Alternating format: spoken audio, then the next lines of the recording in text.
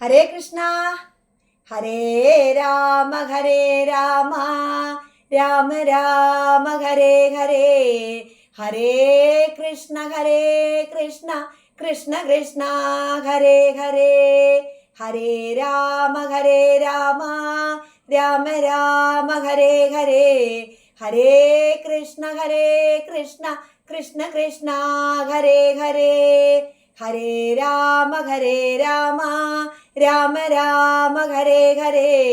ഹരേ കൃഷ്ണ കൃഷ്ണ കൃഷ്ണ ഹരേ ഹരേ. ശാന്താകാരം ഭുജഗശയനം പത്മനാഭം സുരേശം വിശ്വാധാരം ഗഗനസദൃശം മേഘവർണം ശുഭാംഗം ലക്ഷ്മീകാന്തം കമലനയനം യോഗിഭൃത്യാനഗമ്യം വന്ദേ വിഷ്ണും ഭവഭയകരം സർവലോകൈകനാഥം. കോമളം കൂജയൻ വേണും ശ്യാമളോയം കുമാരക വേദവേദ്യം പരബ്രഹ്മ ഭാസതാം പുരതോ മമ. കൃഷ്ണ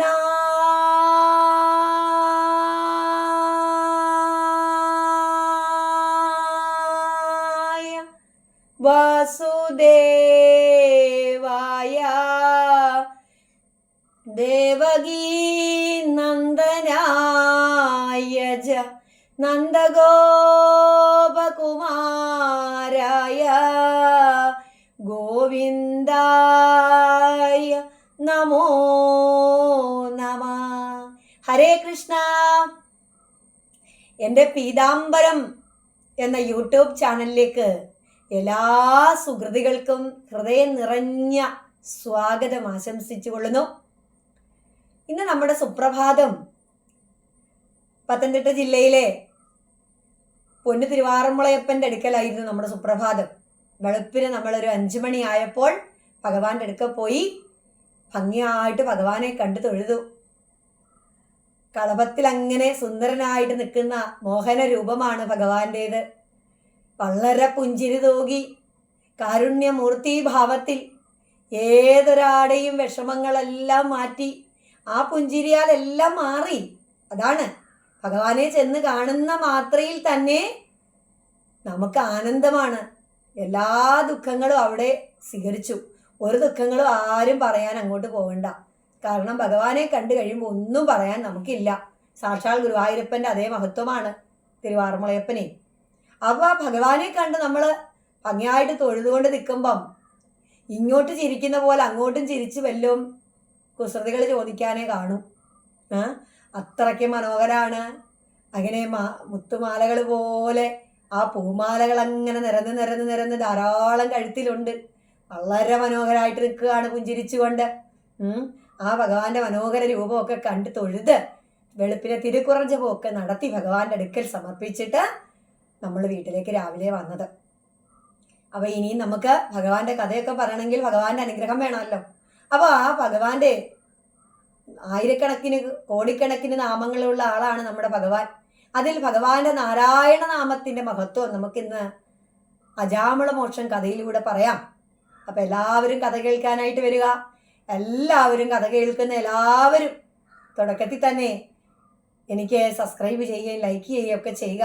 എല്ലാവരുടെയും ആ സപ്പോർട്ട് ഉണ്ടെങ്കിൽ മാത്രമേ നമുക്ക് ഭഗവാന്റെ കഥകൾ കൂടുതൽ പറയാനായിട്ട് പറ്റുകയുള്ളൂ.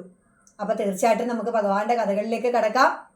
അജാമിളൻ എന്ന ബ്രാഹ്മണൻ നല്ല ഈശ്വര വിശ്വാസിയും ഭക്തനുമായിരുന്നു. എന്നാൽ ഒരു ദുഷിച്ച സ്ത്രീയുടെ കൂട്ടുകെട്ടുകൊണ്ട് അയാളുടെ ജീവിതമാകെ താറുമാറായി.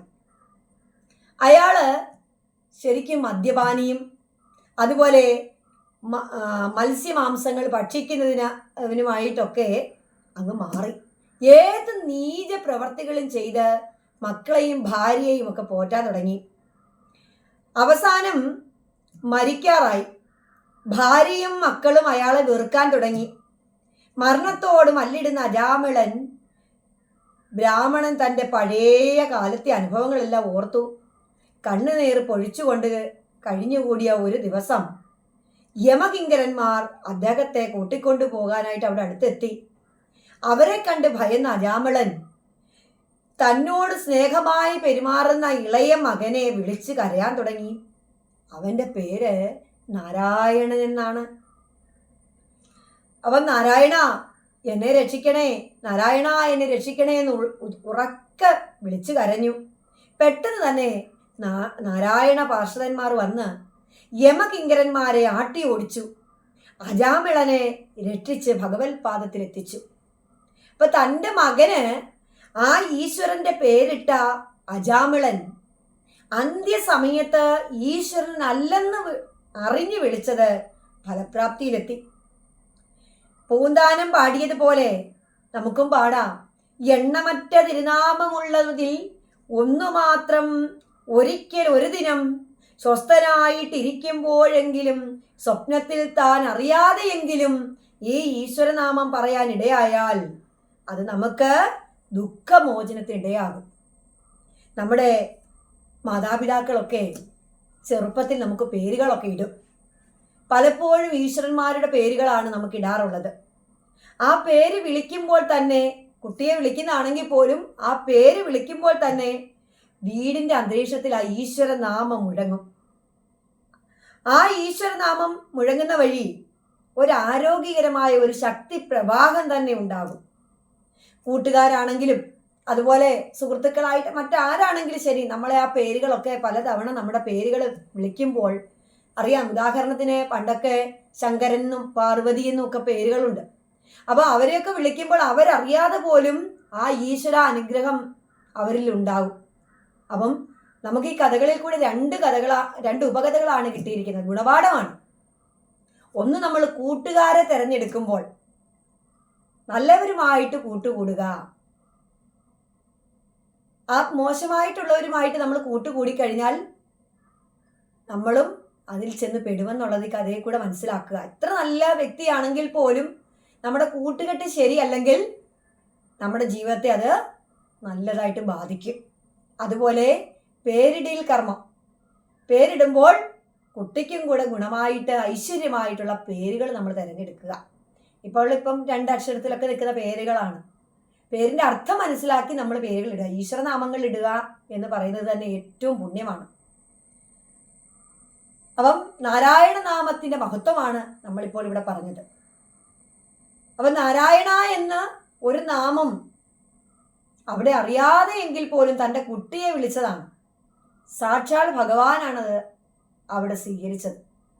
അപ്പം നാരായണ നാമം വിളിക്കുന്ന വഴി നമ്മുടെ ദുഃഖങ്ങളൊക്കെ മാറി നമുക്കൊക്കെ സമാധാനം ഉണ്ടാവും, സന്തോഷമുണ്ടാവും.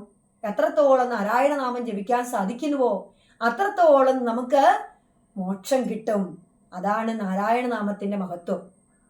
അപ്പം ലോകം മുഴുവൻ നിറഞ്ഞു നിൽക്കുന്ന നമ്മുടെ ജഗത്തിൻ്റെ നാഥനായിരിക്കുന്ന ആ വൈകുണ്ഠനാഥനായിരിക്കുന്ന ഭഗവാന്റെ ആ നാമം, ആ നാരായണ നാമം നമുക്കേവർക്കും എന്നും എപ്പോഴും തോന്നണേ എന്ന് നമുക്ക് പ്രാർത്ഥിക്കാം.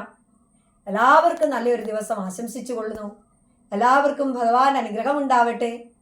എല്ലാ കഥകളും ഭഗവാന്റെ പ്രിയപ്പെട്ട കഥകളൊക്കെ നമ്മൾ എല്ലാ ഭക്തർക്ക് വേണ്ടി എല്ലാവർക്കും വേണ്ടി ഇവിടെ സമർപ്പിക്കുന്നുണ്ട്. എല്ലാവരും ആ കഥകളൊക്കെ കേൾക്കുകയും അതിൻ്റെ ഗുണപാഠങ്ങൾ മനസ്സിലാക്കുകയും അത് പ്രാവർത്തികമാക്കുകയും ചെയ്യണമെന്നും കൂടി അപേക്ഷിക്കുന്നു. ഹരേ ഗുരുവായൂരപ്പ ശരണം. ഹരേ നാരായണ ഹരേ നാരായണ ഹരേ നാരായണ ഹരേ നാരായണ. സർവം ശ്രീകൃഷ്ണാർപ്പണമസ്തു. ഹരേ കൃഷ്ണ.